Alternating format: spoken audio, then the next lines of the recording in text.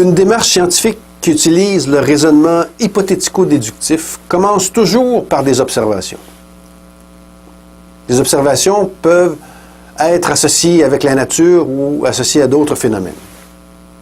Cette étape est nécessaire pour l'élaboration d'une explication. Dans le cas d'un raisonnement inductif, le processus peut s'arrêter ici et l'explication sera perçue comme étant valide, surtout si elle s'appuie sur la répétition d'observations. On a vu dans la dernière vidéo, cependant, que ceci pouvait être problématique. Le raisonnement déductif exige une vérification formelle de l'hypothèse. De cette hypothèse va découler une prédiction. Cette prédiction doit être cohérente et réfutable. Ensuite, il faut procéder à la vérification des prédictions par l'observation ou l'expérimentation. Les résultats de cette dernière étape seront soumis, si nécessaire, à des statistiques ou des tests statistiques qui permettront de réfuter ou non la prédiction. Et, ultimement, l'hypothèse initiale. Si l'hypothèse est réfutée, le chercheur doit trouver une autre explication au phénomène qu'il tente de comprendre. Si l'hypothèse n'est pas réfutée ou si elle est corroborée, notre hypothèse doit de nouveau être soumise à des tentatives de réfutation afin de s'assurer qu'il ne s'agit pas d'un résultat fautif. De fait, aucune hypothèse scientifique corroborée ne peut prétendre être la vérité scientifique. Par contre, une théorie qui a survécu à de multiples tentatives de réfutation est probablement celle qui se rapproche le plus de cette vérité.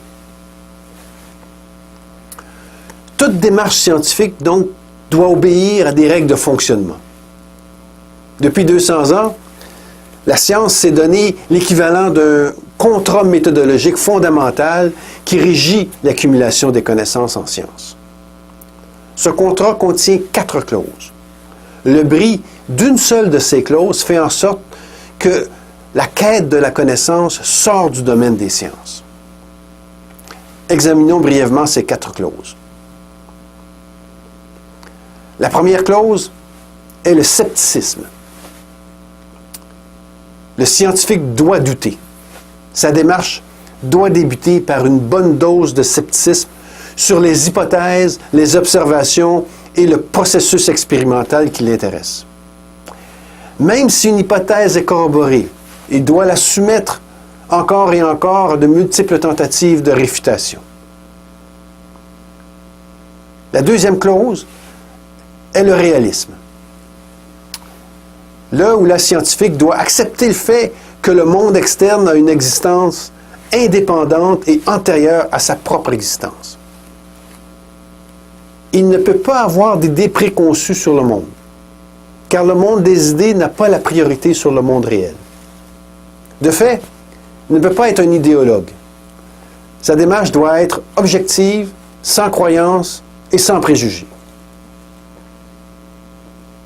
La troisième clause est la rationalité.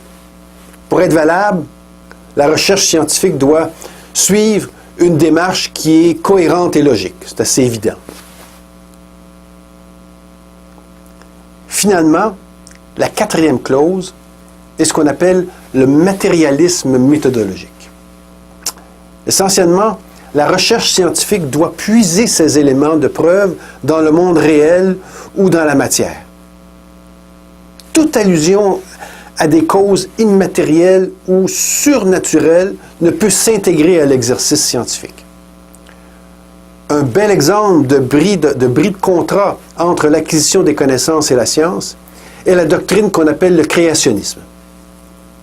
Le créationnisme est fondé sur l'idée de la création des êtres vivants, incluant l'humain, par l'action d'un être surnaturel. Le nom de cet être surnaturel peut varier selon les religions. Le créationnisme, peu importe ses variantes, s'appuie sur des prémices qui sont incompatibles avec une démarche scientifique valide. Ainsi, le créationnisme s'appuie sur la foi ou sur les croyances religieuses. Il reste que toute religion est éminemment idéologique et n'est certainement pas ancrée dans le monde réel. Une des clauses du contrat indique clairement que les idées n'ont pas la priorité par rapport au monde réel. Il y a donc ici un bris de contrat.